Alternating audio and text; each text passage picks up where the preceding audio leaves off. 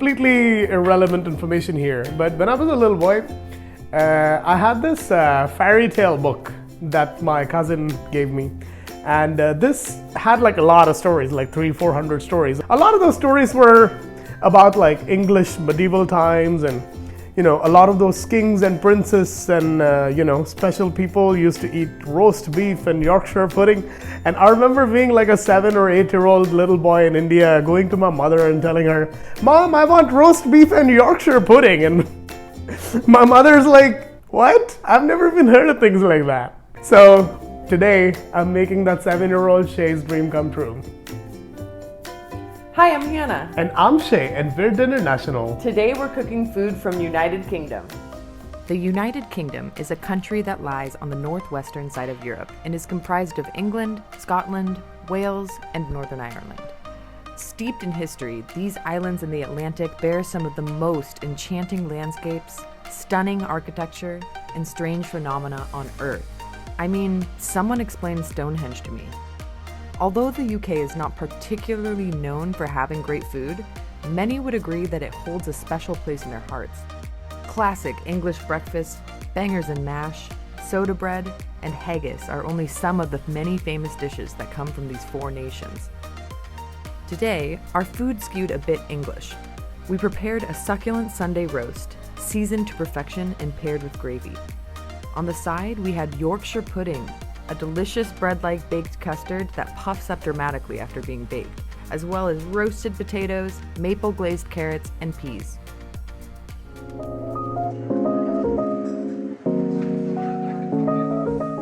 Roast beef and beef roast mean 2 very different things. We're trying to make both today. So what we have right here is a massive hunk of prime rib. This is like a bone-in ribeye. You know, steak lovers would probably see this is a classic ribeye, but this is nearly 8.5 pounds. This is actually 3 pounds heavier than my rabbit. So as you can imagine, it is extremely intimidating for a beginner cook like myself to cook something so extravagant.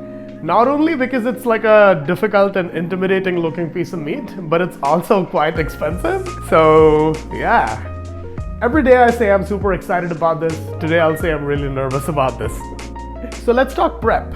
I purchased this beautiful piece of meat at the butcher's yesterday. Most of the excess fat has already been trimmed. So I just salted this liberally with like almost 2 tablespoons of salt last night, and I kept it uncovered in the fridge so that we can get this surface to kind of dry out. We want the exterior to be nice and crispy and crusty, but we also want this large chunk of meat to be salty on the inside, right? I heard somebody say that if you think it's like 1 tablespoon, double it. If you think it's 2 tablespoons, double that. So I did 2 tablespoons to begin with, and I just kind of like slowly brushed it off right now, just so that I could show you this beautiful meat. And I'm just gonna make like a really simple compound butter. In the meantime, I turned the oven on to 200. That's 200 Fahrenheit. I know that sounds low, but then that is the temperature that it's supposed to roast at. The compound butter is like a thing of beauty. It just means butter that has something else mixed inside it. So what I have over here is some fresh thyme leaves that, you know, we just pull the stalks out. I'm just gonna slightly, you know, like kind of bruise it with my thumb and finger. And this is just like half a stick of softened butter.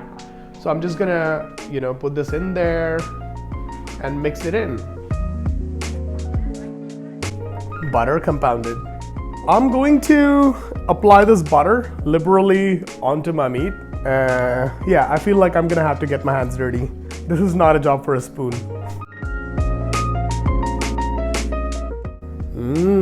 Butter.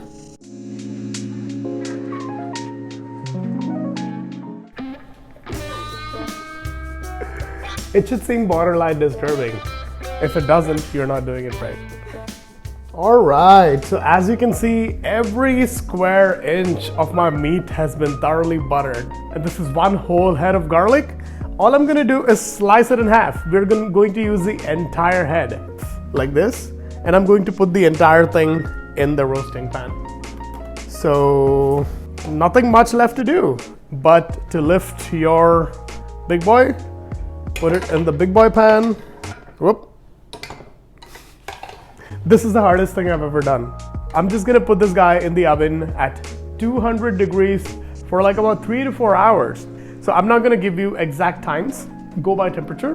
We are trying to get this to like a medium well, but that's because both Hannah and I prefer meat that's like a little bit more well done than a typical prime rib. So prime rib is typically enjoyed more on the rare side. People like it to be like really pink and bloody almost, but yeah, that's not me and that's not my wife. So you can keep it a little bit according to your specifications, keep it down to like a 125, but we're gonna go a little bit higher than that. See you in a bit.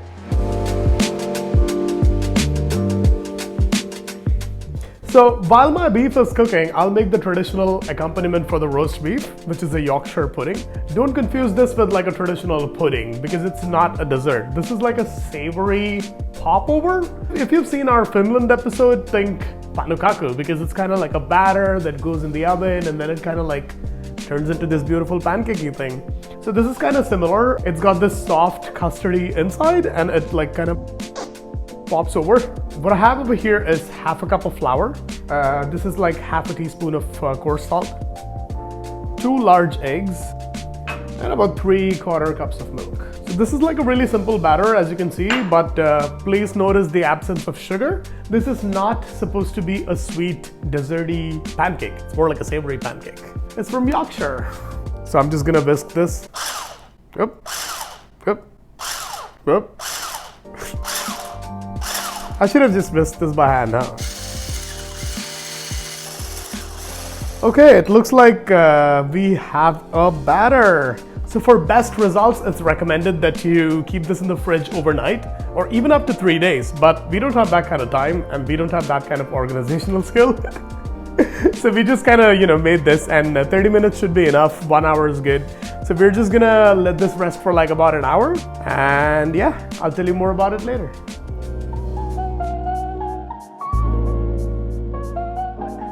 Okay, so when we're making a roast that's this big, it's important to pair it with some vegetables, a lot of vegetables actually. So we're gonna be doing 3 different kinds. We're gonna do a roasted potato, a roasted maple-glazed carrot, and some peas. Just plain old peas. That's what British folk eat when they're having a roast.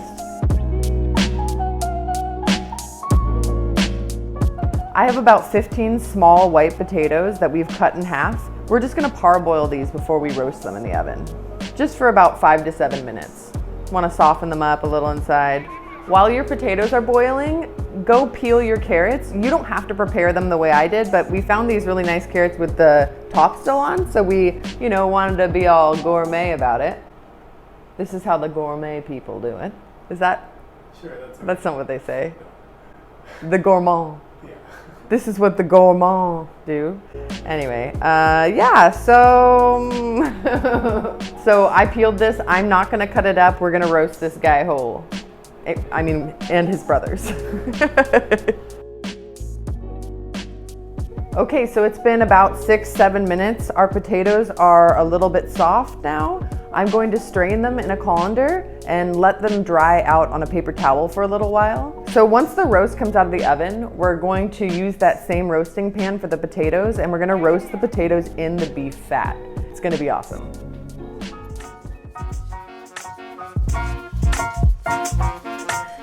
Okay, so that has been a long 4.5 hours. But like I said, this is like a really big hunk of meat. And this is one of those recipes where you're supposed to focus more on the temperature and not the time. We checked at the deepest point with our meat thermometer and it was above 125, which means it is cooked now and it should rest for like 45 minutes to an hour. When we're ready to eat, we'll just put this back in a really hot oven, like 500 degrees or as high as your oven can go, and then give it like a good sear so that the exterior crusts over in that traditional prime rib kind of way.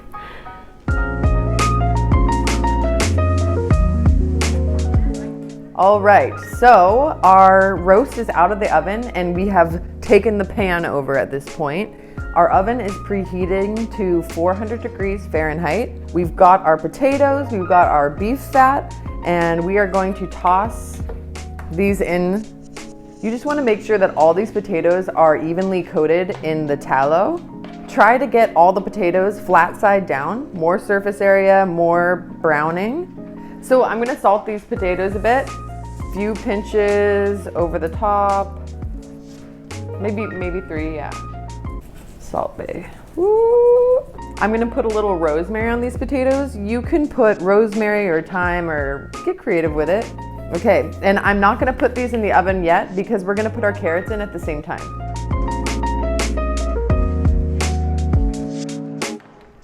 Now we have our cute little carrots. So we're going to mix about a tablespoon of melted butter into about a tablespoon of maple syrup. Try to use the 100% maple syrup, the Canadian kind. It's just the way to go, you know? Mix this together a little bit with one of these little rubber brushes and rubber brush this all over the carrots. Oh yeah, I mean this would be so tasty just to drink, but don't do it because your arteries will not be happy. So this is just gonna give the carrots this like hint of sweetness. It'll be very nice. I wanna taste this. Wow, tastes like pancakes. So both of these are gonna go in that 400-degree oven. The potatoes probably for about 40 minutes, but we're gonna check on these carrots after about 30 because they're not super big. They're kind of small carrots. So yeah, let's put them in there. Okay, ready? Tell me when you're ready. I'm ready, it's going. All right, so remember halfway through, you might wanna turn your carrots over a little bit so they don't get too brown on the bottom. Okay, pop these back in. Okay, these look great. We're gonna set these aside and garnish at the end when we're ready to eat.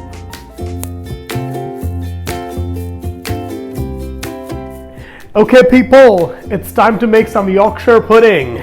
So I have this muffin tin over here. This is bigger than a standard size muffin tin, but you know, we like bigger muffins. So I have this rendered beef fat that we had saved from our roast. So I'm gonna pour 1 spoon of fat into each of these holes. What would you call it? What is this? A mold? A muffin mold. So all of my molds are greased adequately. I'm just gonna put this in the oven on the top rack and preheat my oven up to 425. Do not skip this step. This is really critical. You should pour like normal room temperature batter into like boiling oil. So that's what we're gonna do, 425. So my beef fat should be really hot right now, so I'm gonna move really quickly. I'm going to pull the pan out of the oven and pour batter into each of the sections.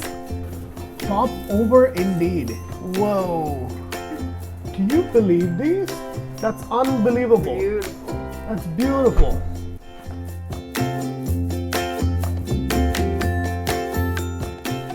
Okay, so we're getting to the home stretch. I have started preheating my oven to 500. So we need to crank the heat up real high so that, you know, the meat gets like a nice crust, like I said earlier. Yeah, so while that happens, I'm just gonna pull together like a real quick, simple, basic gravy. I have about a tablespoon of butter melting in this skillet over medium heat. This is like 2.5 tablespoons of flour. Quickly gonna toast this flour. We don't need to give it a long time, maybe about 30 seconds to an hour. About 30 seconds to a minute. And I have some of that beef fat and the garlic that I saved up from the roasting pan. I'll just add that in here. And then I'm gonna pour half a cup of red wine. Whoa. A lot of cooking with wine lately, huh, Europe? Europe likes its wine. I'm going to add 3.5 cups of beef broth. Simple, simple. Now I'm gonna bring this to a boil, and the idea is to reduce this. Keep tasting it for seasoning. This is like a general guideline, less of a recipe. But basically the idea is to concentrate all of these flavors, then strain out all of these solid, so that it's like just like a nice thick gravy-like consistency. While I wait for my gravy to thicken, I'm going to put my roast into the oven at 500 for about 15 minutes. My gravy tastes very garlicky and buttery. So what I'm gonna do now is strain all this solid stuff out. We don't really want any of this. Okay, so now I'll put this clean pan back on here, squeeze all the juice out of here because this is where the essence lies. So I'm gonna discard all of this stuff, pour this delicious, delicious stock back in here, bring it back to a boil, and add some cornstarch. And that's the final thickening ingredient. This is like 1.5 it's so smoky. 1.5 tablespoons of cornstarch. You can make a slurry, but you know, it's pretty hot, so I think it'll work out. I have a whisk. I'm just gonna whisk everything. Boil, boil, whisk, whisk. My gravy is starting to thicken up nicely. So check for seasoning. I checked mine. It has adequate amount of salt, so I'm not gonna add any more. But this would be a good time to add like a little bit of freshly ground black pepper. Not a lot, just a little bit, just to wake up the flavors a little bit. And like most great things in this world, I'm gonna end this with a pat of butter. Just makes everything so much more luxurious. I'm just gonna swirl the butter in until it kind of emulsifies and makes it like real nice and silky and shiny. Butter.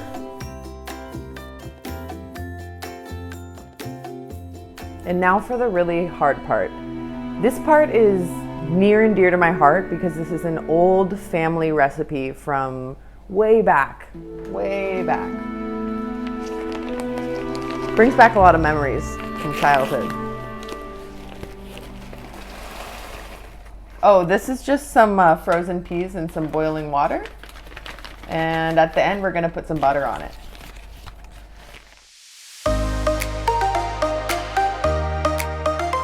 So I have pulled my roast out. It looks amazing. It's like really crispy on the outside. So since we already rested this earlier, you don't need to rest it anymore.